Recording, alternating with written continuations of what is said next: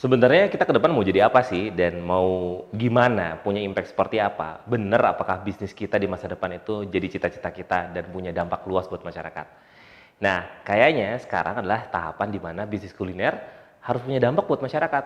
Dan yang paling penting, kamu punya visi apa sama bisnis kuliner kamu. Ini penting kenapa? Biar kita menjaga energi, biar kita nggak kecapean.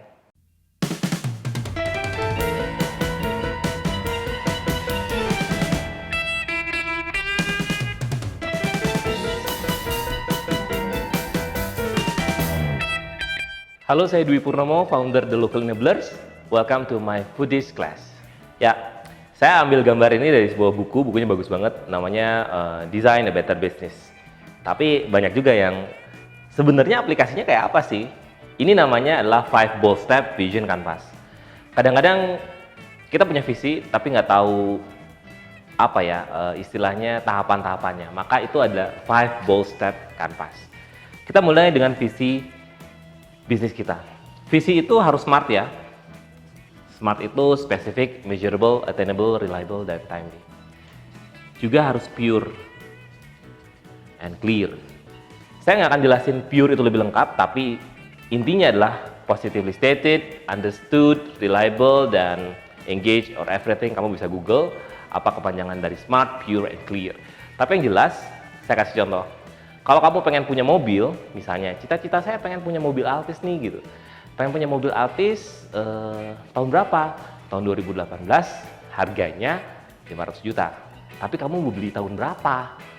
Jadi harus bener-bener exact. Misalnya gini, kawan saya beli mobil, Corolla sih bener, tapi Corolla tahun 78. Karena dia nggak pernah menuliskannya secara detail. Dia mau beli kapan, harganya berapa, di usia keberapa. Sehingga dia bisa miss, tapi mobil Corollanya dapat, tapi salah. Atau kamu pengen bekerja di rumah sakit nih, tapi kamu harus statekan kapan, jadi apa, jadi direkturnya, jadi dokternya, jadi petugas kebersihannya, atau jadi apanya. Peranannya harus benar-benar smart, pure, and clear. Nah, kemudian dari 5 Bold Step Canvas ini, kalau kita konektivitaskan sama bisnis kuliner kita, tetapkanlah di tahun berapa kamu pengen jadi si mimpi itu berjalan. Yang paling penting sebenarnya adalah 5 bold step-nya. Kalau kita punya mimpi bisnis kuliner yang bagus, maka selama kurun waktu 2018 sampai dengan 35, maka kita bikin 5 bold step-nya. Apa bedanya sama misi? Kalau misi kaitannya sama kegiatan. Kalau ini enggak. Contohnya, pengen banget punya bisnis kuliner yang franchise-nya 200 cabang misalnya di tahun 2035. Maka ini tempatkanlah di vision statement di tahun kelima. Maka kamu bisa mulai dari tahun pertama. Ya udah, tahun pertama saya pakai gerobak dulu ya gitu. Yang kedua, kamu bikin rumah dulu, nyewa. Yang ketiga, kamu punya tanah. Yang keempat, kamu replikasi tanah dan rumah menjadi banyak, kemudian bikin SOP-nya, dan kemudian kamu punya 200 cabang. Apapun bentuknya, tapi yang penting adalah visualisasi dari tahapan-tahapan ini. Kenapa tahapan-tahapan ini menjadi penting? Karena biasanya kita loncat ke atas. Loncat ke atas itu energi kita jadi habis, atau bisa jadi terjebak sama hutang dan bunga. Karena kita memotong prosesnya. Kalau kamu mau berhutang, nggak apa-apa sih, cuma scale gerobak dulu ya, baru scale ke rumah dulu ya, baru scale-nya ke tanah kalau mau berhutang. Tapi biasanya sih kalau yang berproses nggak kayak gitu, karena biasanya profit dari sini akan ke sini, ke sini, ke sini, ke sini, ke sini. Dan biasanya proses yang bagus, walaupun cita-citanya 2035, biasanya terwujud jauh lebih cepat. Itu namanya beyond. Dari 5 bold step ini ada temanya. Temanya itu adalah misalnya bisa ramah lingkungan, ramah anak, atau yang lokal, atau apapun. Dari mana tema-tema ini didapat? Didapat dari episode kemarin loh ya, yang misalnya kita bahas tentang customer journey, nyari touch point-nya, nyari meaning-nya, nyari value-nya. Kamu bisa dapetin dari hal-hal tersebut, kemudian dijadikan tema dari visi kita. Nah, dalam menjalankan visi kita, mau jadi apa? Kalau kemarin-kemarin kita bilang mau jadi apa individu kita, kalau sekarang adalah mau jadi apa bisnis kita, tentunya ada support, ada challenge.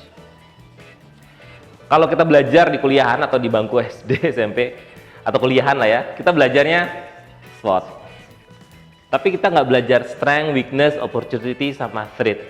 Karena kalau dalam menjalankan visi kita, seharusnya kita ngomongnya strength itu jadi support, weakness itu jadi challenge, opportunity itu jadi support, threat itu jadi challenge. Jadi energinya semuanya positif. Apapun yang kamu punya jadi support, apapun yang kamu hadapi dan menjadi kendala itu jadi challenge. Jadi semuanya punya energi positif. Yang paling penting, karena perjalanan kita akan lama mengembangkan sebuah visi bisnis, maka kita harus punya energi yang positif. Gimana caranya mengkonversi si weakness dan threat jadi sebuah energi positif, maka kita bilangnya challenge. Tapi kalau kita bilangnya strength sama opportunity, maka kita bilangnya support. Jadi nggak ada energi negatif dalam perjalanan visi kita, agar kita punya energi lebih banyak untuk mengarungi perjalanan yang panjang. Punya visi bisnis memang penting karena itu menggerakkan menjadi energi kita agar kita punya perjalanan yang ditekuni. Hanya saja sebuah ide biasanya berawal dari perjalanan, hey, this is going to be awesome. This is going to be awesome. Selalu kayak gitu. Tapi permasalahannya dalam proses kita nemuin this is hard, this is terrible. Kamu udah pernah ngalamin belum? This is hard and this is terrible. Kalau udah dapet terrible, itu bagus banget. Kenapa? Karena kita tinggal terusin. Tapi kebanyakan foodpreneur Indonesia, anak-anak saya misalnya, begitu terrible, dia mengulangi dengan membuat bisnis baru. Dia mengulangi prosesnya dengan ide baru. Kalau punya ide baru, nggak memvalidasi bisnis yang sebelumnya atau ide sebelumnya, maka kita mulainya dari this is going to be awesome lagi. This is hard dan this is terrible. Tapi sebenarnya kalau diterusin, tapi kalau kita lanjutin dari this is terrible, maka kita akan menemukan sebenarnya, hey, that was not bad. That was not bad. Dan berujung di that was awesome. Nah, ini namanya perjalanan kreatif kita untuk dapetin sebuah visinya. Visi itu bisa indah banget, tapi perjalanannya perjalanan memantapkan kapasitas kita dari mulai this is going to be awesome sampai that was not bad, maka kita harus lakukan.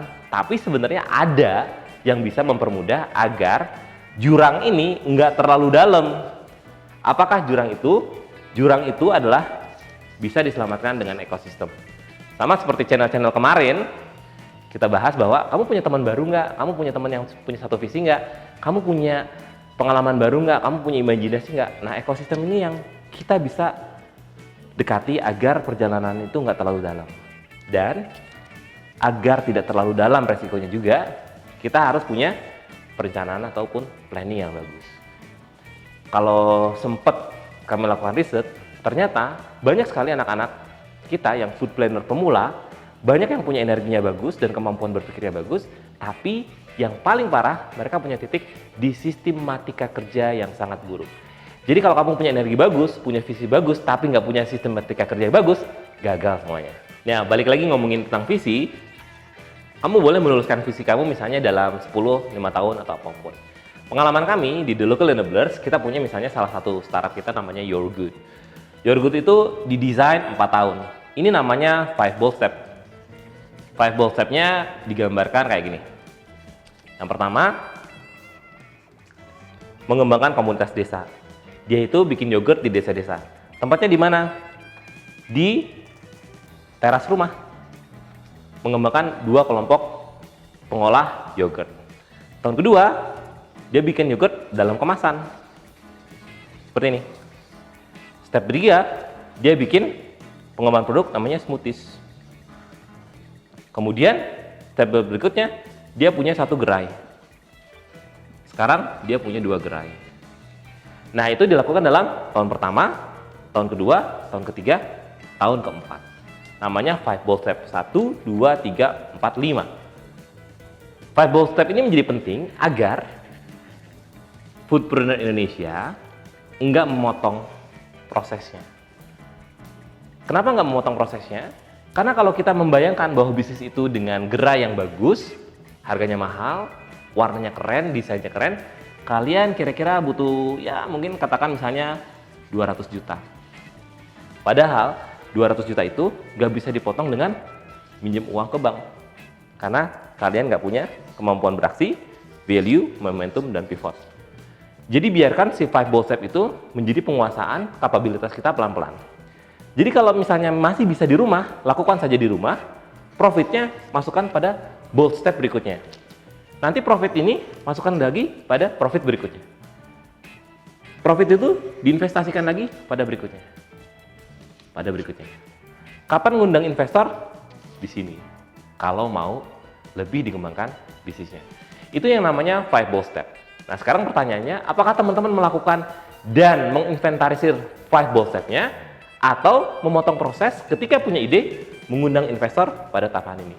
Maka visi itu harus benar-benar dilakukan dengan baik, dengan tahapan-tahapan yang terukur, sehingga yang pertama, keuntungannya, cita-cita kita jelas, yang kedua, energi kita nggak habis, dan yang ketiga adalah visi kita perlahan-lahan mulai terwujud, dan kita nggak menelan banyak kekecewaan.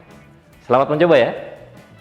Punya visi itu bagus, tapi kalau kita nggak breakdown jadi beberapa langkah yang terukur, maka visi itu akan percuma atau bahkan akan menguras energi yang begitu besar. Maka dengan visioning bisnis kuliner, kita bisa mulai membreakdown dan mengukur energi kita agar secara perlahan kita bisa memperbesar probabilitas keberhasilan visi kita di masa yang akan datang. Saya Dwi Purnomo, thanks for watching my Foodies Class.